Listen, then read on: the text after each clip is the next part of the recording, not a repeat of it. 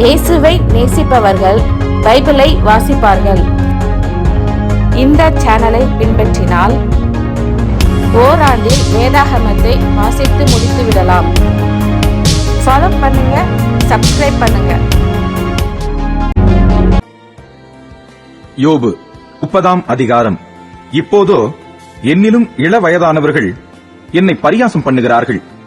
இவர்களுடைய பிதாக்களை நான் என் மந்தையை காக்கும் நாய்களுடைய வைக்கவும் கூட வெட்கப்பட்டிருப்பேன். விருத்தாப்பியத்தினாலே பலனற்று போன அவர்கள் கைகளினால் எனக்கு என்ன உதவி இருந்தது? குறைச்சலினாலும் பசியினாலும் அவர்கள் வாடி வெகுநாளாய் பாழும் வெறுமையுமான அந்தரவெளிக்கு ஓடிப்போய் செடிகளுக்குள் இருக்கிற தழைகளை பிடுங்குவார்கள். காட்டுப்பூண்டுகளின் கிழங்குகள் அவர்களுக்கு ஆகாரமாய் இருந்தது. அவர்கள் மனுஷரின் நடுவில் இருந்து துரத்தப்பட்டார்கள். கள்ளனை துரத்துகிறது போல் கள்ளன் கள்ளன் என்று அவர்களை துரத்திவிட்டார்கள். அவர்கள் பள்ளத்தாக்குகளின் வெடிப்புகளிலும் பூமியின் கெபிகளிலும் கண்மலைகளிலும் போய் குடியிருந்தார்கள். செடிகளுக்குள்ளிருந்து கதறி காஞ்சொரிகளின் கீழ் ஒதுங்கினார்கள். அவர்கள் மூடரின் மக்களும் நீசரின் பிள்ளைகளும் தேசத்திலிருந்து துரத்துண்டவர்களுமாய் இருந்தார்கள். ஆனாலும் இப்போது நான் அவர்களுக்கு பாட்டும் பழமொழியும் ஆனேன். என்னை அருவருத்து எனக்கு தூரமாகி என் முகத்துக்கு முன்பாக துப்ப கூசாதிருக்கிறார்கள். நான் கட்டின கட்டை அவர் அவிழ்த்து என்னை சிறுமைப்படுத்தினபடியினால் அவர்களும் கடிவாளத்தை என் முகத்துக்கு முன்பாக உதறிவிட்டார்கள். வலது பாரிசத்தில் வாலிபர் எழும்பி என் கால்களை தவறி விழ பண்ணி தங்கள் கேடான வழிகளை எனக்கு நேராக ஆயத்தப்படுத்துகிறார்கள். என் பாதையை கெடுத்து என் ஆபத்தை வர்த்திக்க பண்ணுகிறார்கள். அதற்கு அவர்களுக்கு ஒத்தாசை பண்ணுகிறவர்கள் தேவையில்லை. பெரிதான திறப்புண்டாக்கி தாங்கள் கெடுத்த வழியில் புரண்டு வருகிறார்கள். பயங்கரங்கள் என் மேல் திரும்பி வருகிறது. அவைகள் காற்றைப் போல என் ஆத்துமாவை பின்தொடர்கிறது. என் சுக வாழ்வு ஒரு மேகத்தைப் போல் கடந்து போயிற்று.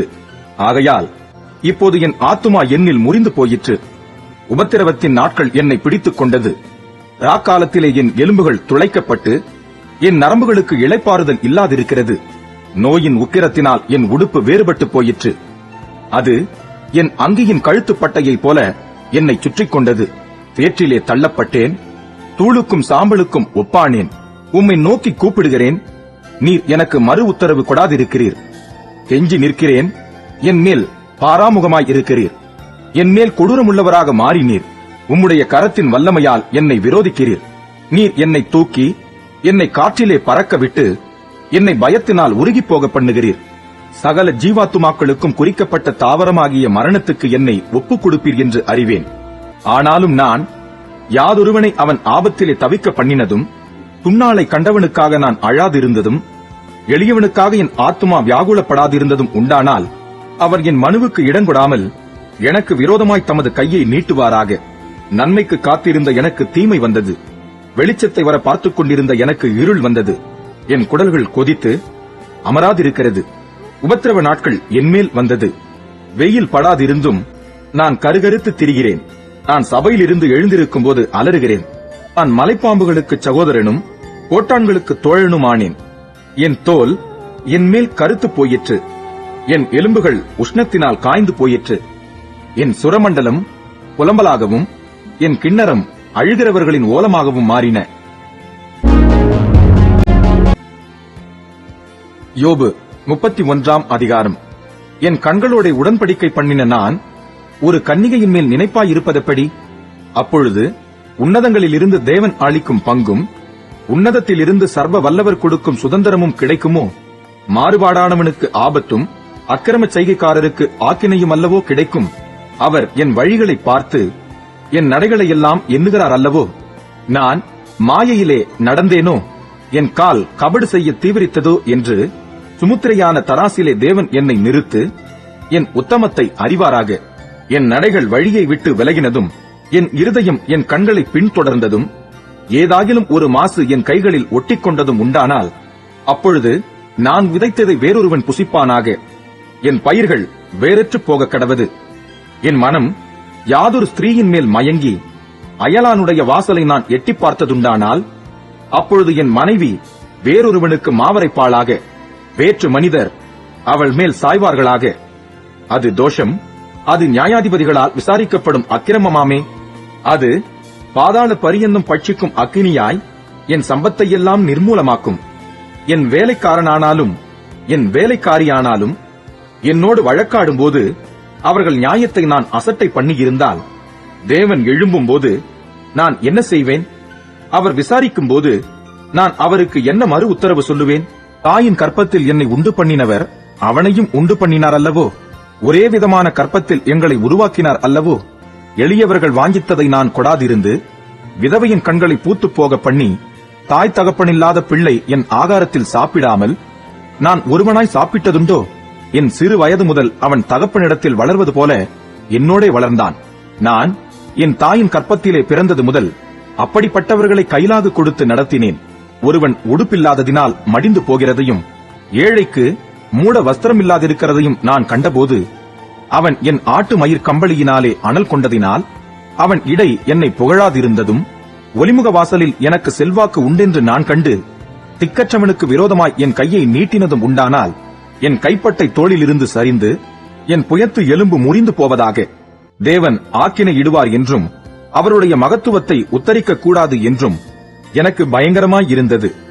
நான் பொன்னின் மேல் என் நம்பிக்கையை வைத்து தங்கத்தை பார்த்து, நீ என் ஆதரவு என்று நான் சொன்னதும், என் ஆஸ்தி பெரியதென்றும் என் கைக்கு மிகுதியும் கிடைத்ததென்றும் நான் மகிழ்ந்ததும், சூரியன் பிரகாசிக்கும் போதும் அல்லது சந்திரன் மகிமையாய் செல்லும் போதும் நான் அதை நோக்கி என் மனம் ரகசியமாய் மயக்கப்பட்டு என் வாய் என் கையை முத்தி செய்ததுண்டானால், இதுவும் நியாயாதிபதிகளால் விசாரிக்கப்படத்தக்க அக்கிரமமாய் இருக்கும்.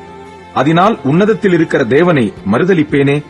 என் பகைஞனுடைய ஆபத்திலே நான் மகிழ்ந்து, பொல்லாப்பு அவனுக்கு நேரிட்ட போது களி கூர்ந்திருந்தேனோ? அவன் ஜீவனுக்கு சாபத்தை கொடுக்கும்படி விரும்பி வாயினால் பாவம் செய்ய நான் இடங்கொடுக்கவில்லை. அவன் இனத்தார்களில் திருப்தியாகாதவனை காண்பிப்பவன் யார் என்று என் கூடாரத்தின் மனுஷர் சொல்லார்களோ? பரதேசி வீதியிலே ராத்தங்கினதில்லை, வழிப்போக்கனுக்கு என் வாசல்களை திறந்தேன். நான் ஆதாமைப் போல என் மீறுதல்களை மூடி என் அக்கிரமத்தை என் மடியிலே ஒளித்து வைத்தேனோ? திரளான என் கூட்டத்துக்கு நான் பயந்ததினாலாவது, இனத்தார் ஜனத்தார் பண்ணும் இகழ்ச்சி என்னை திடுக்கிட பண்ணினதினாலாவது நான் பேசாதிருந்து வாசற்படியை விட்டு புறப்படாதிருந்தேனோ?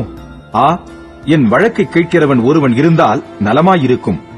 இதோ சர்வ வல்லவர் எனக்கு உத்தரவு அருளிச் செய்யவும், என் எதிராளி தன் வழக்கை எழுதிக் கொடுக்கவும் எனக்கு விருப்பமுண்டு. அதை நான் என் தோளின் மேல் வைத்து எனக்கு கிரீடமாக தரித்துக் கொள்வேனே. அவனுக்கு நான் என் நடைகளை தொகை தொகையாய் காண்பித்து ஒரு பிரபுவைப் போல அவனிடத்தில் போவேன். எனக்கு விரோதமாக என் காணி பூமி கூப்பிடுகிறதும் அதன் படைச்சால்கள் கூட அழுகிறதும், கூலி கொடாமல் நான் அதன் பலனை புசித்து பயிரிட்டவர்களின் ஆத்துமாவை உபத்திரவப்படுத்தினதும் உண்டானால், அதில் கோதுமைக்கு பதிலாக முள்ளும் வார்கோதுமைக்கு பதிலாக களையும் முளைக்க கடவது என்றான். யோபின் வார்த்தைகள் முடிந்தது. யோபு 32ஆம் அதிகாரம். யோபு தன் பார்வைக்கு நீதிமானாய் இருந்தபடியினால் அவனுக்கு அந்த 3 மனுஷரும் பிரதியுத்தரம் சொல்லி ஓய்ந்தார்கள். அதனால் ராமின் வம்சத்தானான ஊசியனாகிய பரகையேலின் குமாரன் எலிகுவுக்கு கோபம் உண்டது.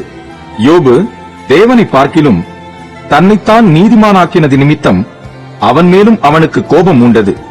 கொடுக்கத்தக்க மறுமொழி யோபின் 3 சிநேகிதருக்கும் அகப்படாதிருந்தும் அவர்கள் அவனை ஆகாதவன் என்று தீர்த்தது நிமித்தம் அவர்கள் மேலும் அவனுக்கு கோபம் உண்டது. அவர்கள் தன்னை பார்க்கிலும் வயது சென்றவர்களானபடியினால் எலிகு யோபின் வார்த்தைகள் முடிந்த தீரு மட்டும் காத்திருந்தான். அந்த 3 மனுஷரின் வாயிலும் மறு உத்தரவு பிறக்கவில்லை என்று எலிகு கண்டபோது அவனுக்கு கோபம் உண்டது. ஆதலால் பரகையேலின் குமாரன் எலிகு என்னும் பூசியன் பிரதியுத்தரமாக, நான் இளவயதுள்ளவன், நீங்களோ விருத்தாப்பியர். ஆகையால் நான் அஞ்சி என் அபிப்பிராயத்தை உங்களுக்கு முன்பாக வெளிப்படுத்த பயந்திருந்தேன். முதியோர் பேசட்டும், வயது சென்றவர்கள் ஞானத்தை அறிவிக்கட்டும் என்றிருந்தேன். ஆனாலும் மனுஷரில் ஒரு ஆவியுண்டு, சர்வ வல்லவருடைய சுவாசமே அவர்களை உணர்வுள்ளவர்களாக்கும். பெரியோரெல்லாம் ஞானிகள் அல்ல, முதியோரெல்லாம் நீதியை அறிந்தவர்களும் அல்ல. ஆகையால் எனக்கு செவி கொடுங்கள், நானும் என் அபிப்பிராயத்தை வெளிப்படுத்துவேன் என்றேன். இதோ உங்கள் வசனங்கள் முடியும் மட்டும் காத்திருந்தேன். நீங்கள் சொல்லத்தக்கதை ஆராய்ந்து தேடும் மட்டும் உங்கள் நியாயங்களுக்கு செவி கொடுத்தேன். நான் உங்கள் சொல்லை கவனித்தேன்.